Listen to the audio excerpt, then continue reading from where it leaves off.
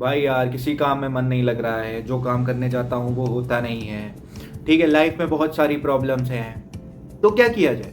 एक second, let me go to YouTube. Best motivational speech for mindset. Hi there everyone, this is Yatharth and today I'll be talking about a so-called term जो कि हमारे youngsters, जो कि हमारा youth बहुत ज़्यादा consume करने की कोशिश करता है एंड वो करते भी हैं. That is motivation.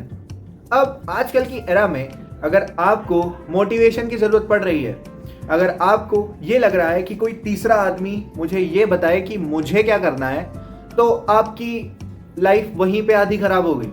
Also, I'll be giving you 3 facts of why people don't need motivation. So, without wasting much time, let's get started. Fact number 1, that is because they already possess an intrinsic drive. इसका क्या मतलब हुआ?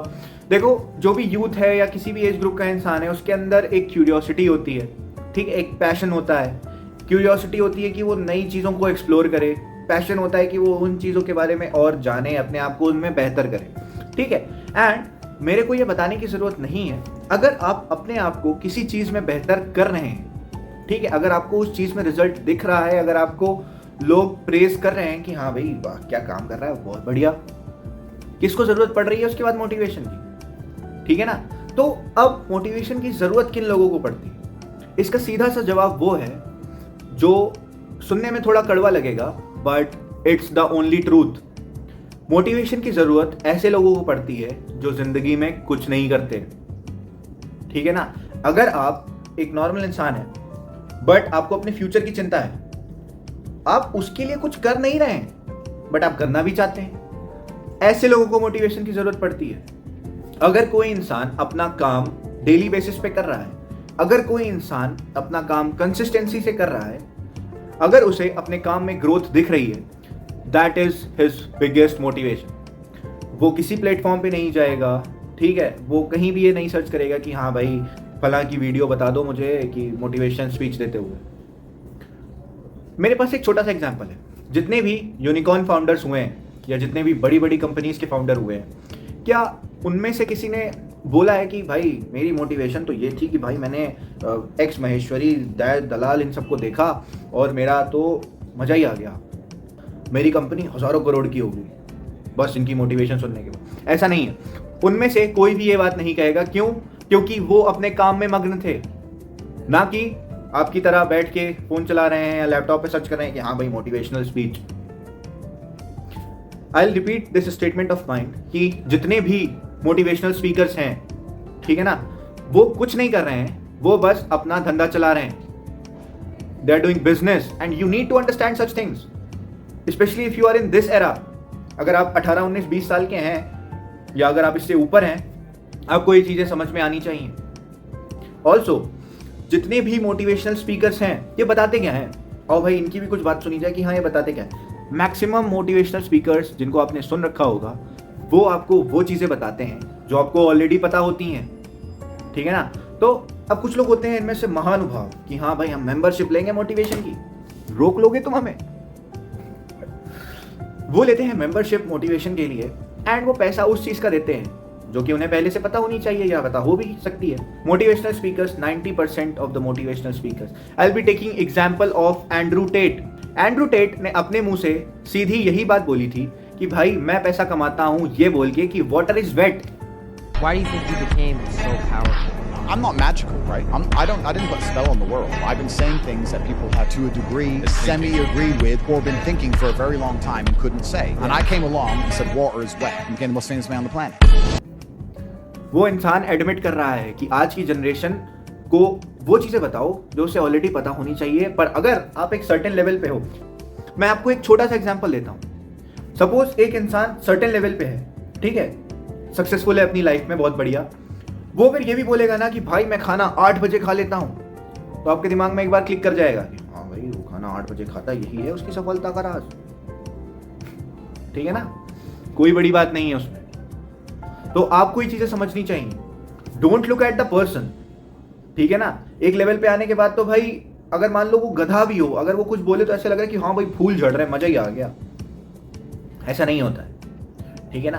तो you need to work accordingly, you need to work on your self, you need to work on your development first, then only you will be able to contribute in society's welfare, ठीक है ना? तो motivation की किसी को कोई ज़रूरत पड़ती नहीं है, to be very honest, and अगर आपको पड़ रही है तो आप अपना काम ध्यान से नहीं कर रहे हैं, बस इसीलिए आपको मोटिवेशन की जरूरत पड़ रही है. Now I will be talking about the second fact of why people don't need motivation, because they already possess resilience. Resilience का मतलब क्या हो गया? हम लोगों ने जो भी साइंस स्ट्रीम के उन्हें पता होगा, रेजिस्टेंस एक शब्द होता था. किसी भी चीज को रोकना, दैट इज रेजिस्टेंस. किसी भी चीज को सहना, दैट इज रेजिलियंस.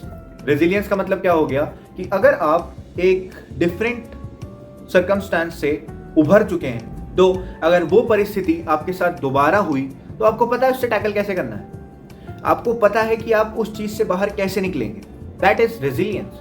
इंसान अपनी लाइफ में बड़ी से बड़ी ट्रेजेडी देखने के बाद भी मुस्कुरा सकता है. इससे ज्यादा मोटिवेशन क्या चाहिए आप? ठीक है, आप जिससे प्यार करते थे, आप वो छूट गया, ठीक है, आपकी दोस्ती टूट गई अपने बेस्ट फ्रेंड से, बट एक टाइम बाद कुछ ऐसी चीज होगी जब आपको इन सबसे फर्क ही नहीं पड़ेगा. और वो ऐसा कब होगा? जब आप दुनियादारी को हटा के अपने काम में ध्यान देंगे. So that is one thing. If you want to be resilient, if you want to enhance yourself, then definitely you should not be seeking for any kind of motivation.